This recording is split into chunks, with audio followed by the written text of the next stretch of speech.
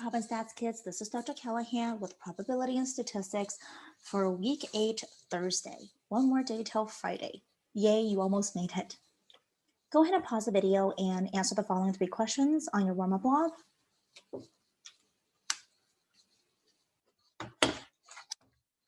And just to put things into perspective, today is week 8 Thursday. Tomorrow will be week 8 Friday. Week 8 Friday is when your Unit 2, Chapter 11 packet is due, and that's the white packet. In that white packet, make sure you have all sections of your guided notes completed, in addition to your homework template, which is on the back of that packet, completed. If you still need to make up some of the homework, make sure you go to the Google Doc for the following week and day. The textbook is on the Google Doc with a picture of it. And then I'm also going to give you a brand new white packet, which is going to be for chapter, actually, I don't know what chapter it is. I think it's chapter 2, sorry. But I know it's unit number 3.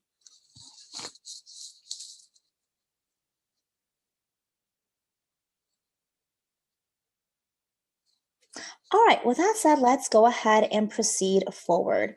When I saw you guys on week 8 Wednesday, we went over section 11.7, and this is our second to last day before the packet is due. This is also the last section.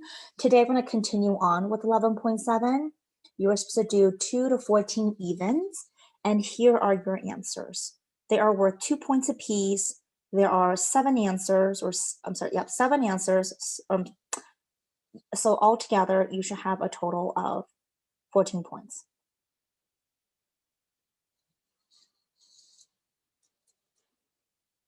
And if you're curious, this was the homework assignment.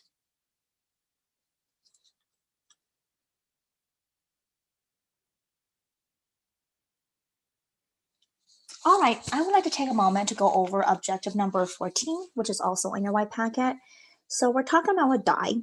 And when you have a die, you have 1, 2, 3, 4, 5, and 6. So those are the 6 different faces on a die.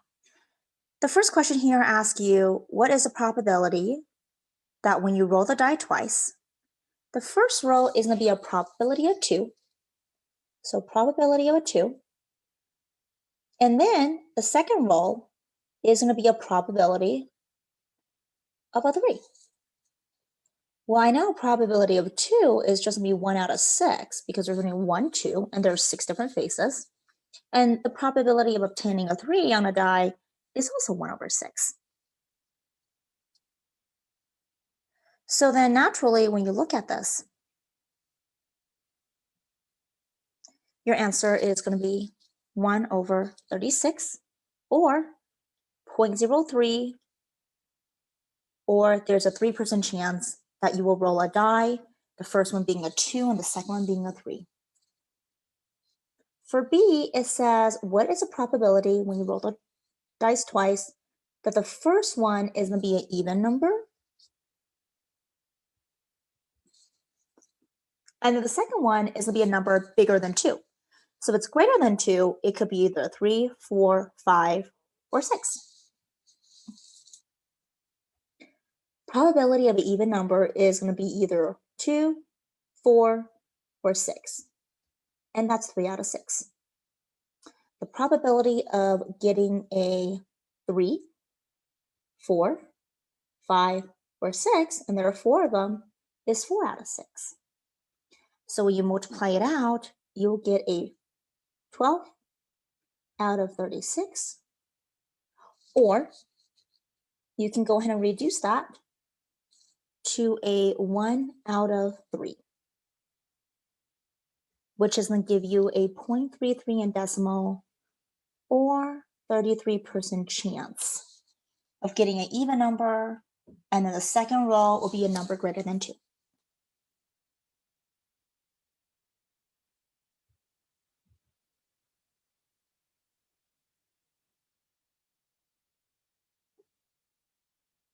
All right, so let's go ahead and get started with today's stuff. So take a look at today's objective. We're going to start on page 15. We're going to go over examples 4, 5, and 6. Keep in mind that this Friday, you do have a quiz, and it's the last section. We're moving on to Unit 3 into Week 9, which is next week. The Unit 2 white packet is due tomorrow. New packet, which is Unit 3, will be issued. If you don't have your packet to turn in tomorrow, there'll be a 10% penalty per week, and that's just to ensure that it's equitable for all students that do turn it in on time. And we're also going to be working on objective number 15 on page 22. And this is your very last homework assignment on 11.7. And here are the numbers that I want you guys to practice.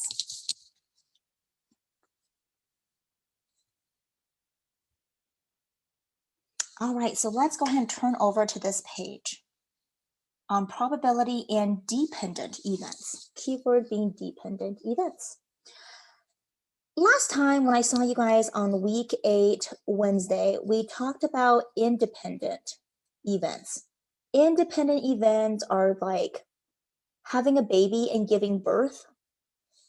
When you give a birth to a baby, it's 50% chance of whether it's going to be a boy or a girl. If I had a boy the first time, I'm not automatically going to have a girl the second time because there's no relationship between the two. It's not relying on each other. It's always 50-50. So that's why it's independent, because the chances of me giving birth the second time to either a boy or girl is independent of the probability of what I gave birth the first time. Today, I'm going to talk about dependent. So dependent means that it's going to rely on each other. And the chances of whatever you get the second probability is going to rely on the first probability. So what you should write down is 2 events are dependent if the occurrence of one of them has an effect on the other. Keyword is has an effect on the other.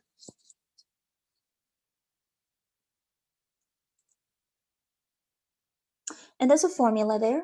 So it's going to be the probability of A and then the probability of B given that A has a relationship with B. So you have to take that into consideration. So go ahead and read example 4.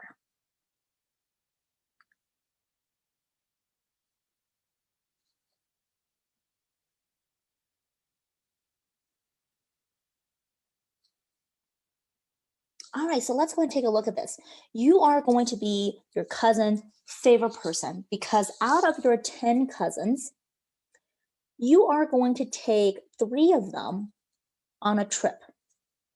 And they're super excited, but you need to go ahead and select, I'm sorry, you're gonna take 2 of them on a trip. There's 3 positions. You're gonna be one of them actually. So you're gonna go on the trip, of course, with 3 airline tickets, but 2 of your cousins are gonna take with you have to speak Spanish. So your A cousins are going to be very, very disappointed.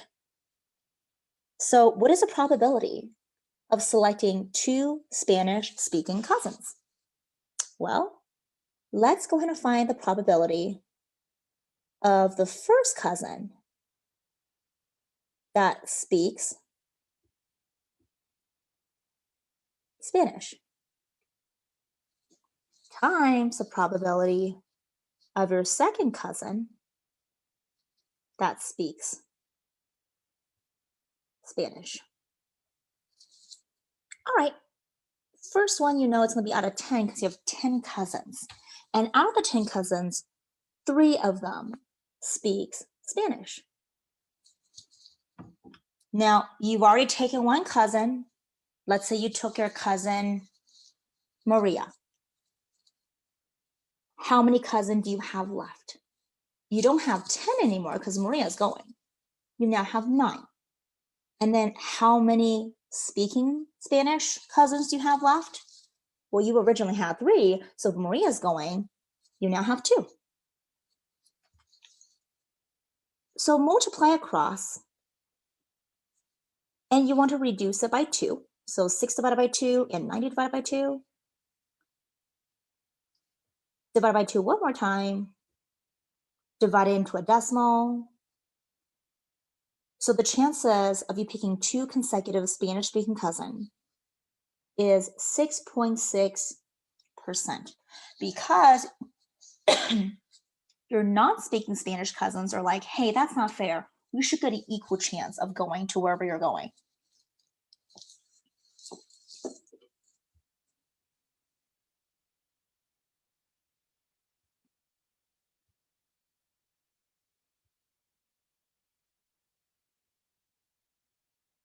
All right, let's go on to example 5.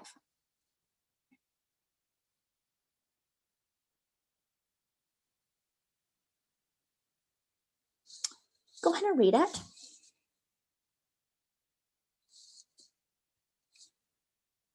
All right, so 3 people, and I'm just gonna go ahead and box it because it's important to know what numbers you're on. 3 people are randomly selected, 1 person at a time, from 5 freshmen, 2 sophomores, and 4 juniors. Find the probability that the first 2 people selected are freshmen and the third person is a junior.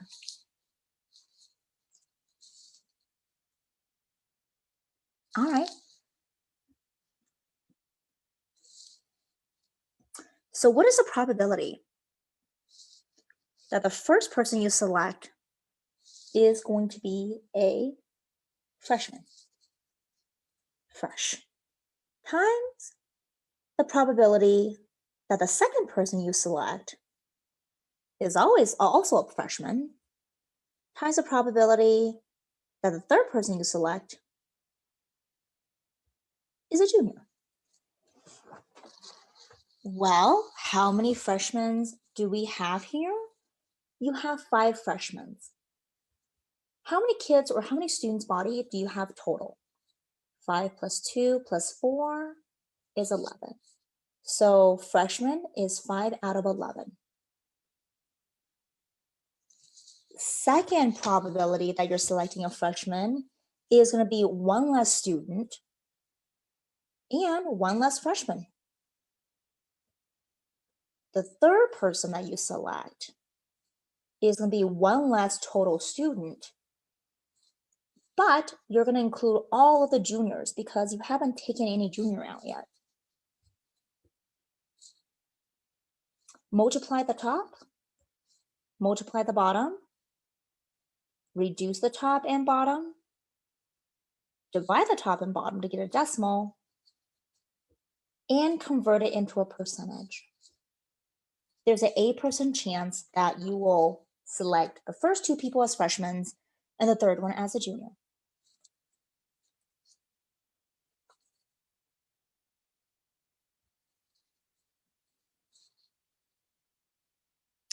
So looking at this part right here, the probability of event B, assuming that event A has already occurred, is called a conditional probability.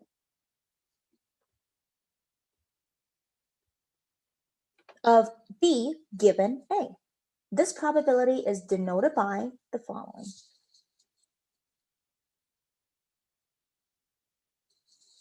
All right, let's go on to example 6, you guys.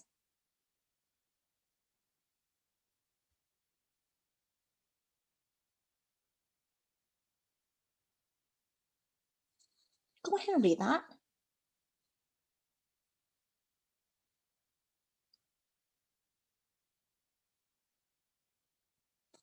All right, so what is the probability of selecting a vowel? So what are vowels? A, E, I, O, U. Given that the outcome letter is preceded the letter H, precedes means it is not to include the letter H.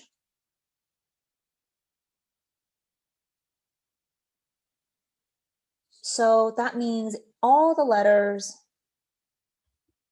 before H. I mean, I don't know about you, but I will literally have to write this down. So I have A, B, C, D, E, F, G, H. So I stop right there, cross out the H because I'm not using it.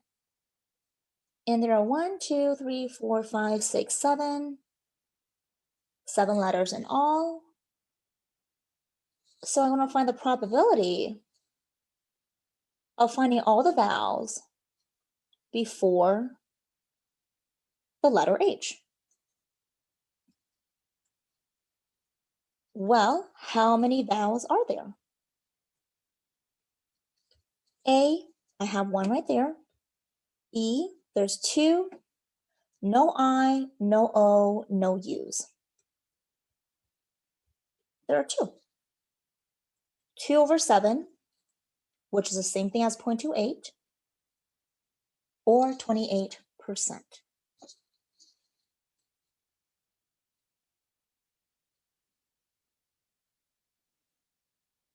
All right, you guys.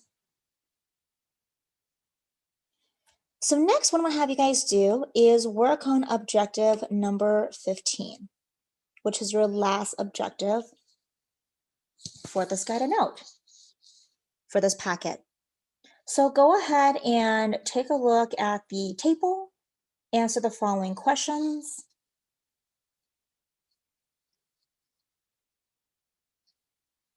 and make sure you convert this into percentages.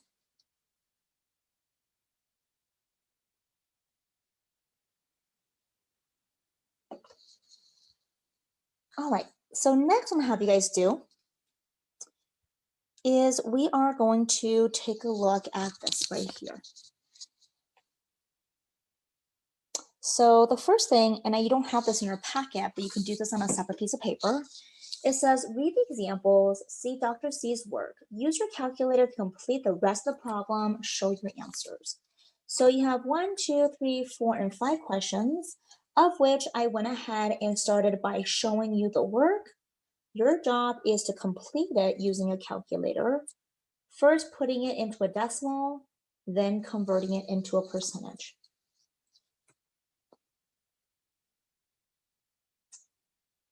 Next, what I want you guys to do is this.